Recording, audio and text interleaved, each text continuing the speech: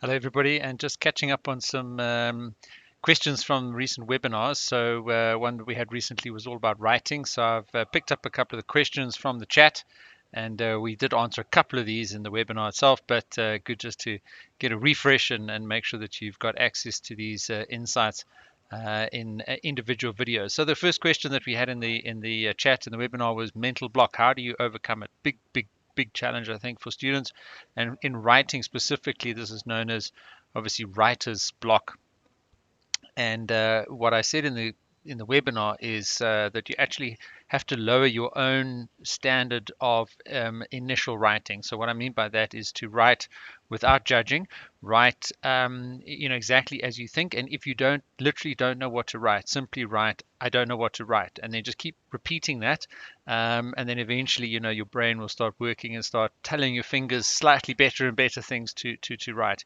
And then really what we learned in the webinar itself was then how to edit writing, because there's no way that you can edit nothing. You have to get something down on paper before you can actually improve it. So mental block is a real challenge, and my advice really is to just start in a way that is what's called generative writing. And then no one sees that, no one's going to judge that, no one's going to criticize that. You're not going to get red pen on it, but then use the techniques that I teach in the webinar and in my course on writing, how to edit that writing and to improve on it. But mental block actually just has to be overcome mechanically.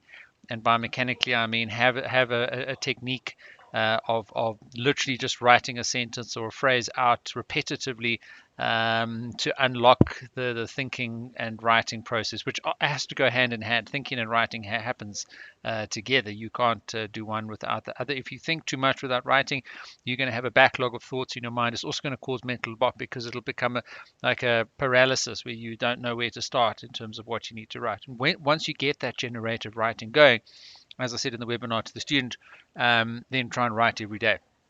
Try and get 150, 200, 250 decent words out, 45 minutes every day.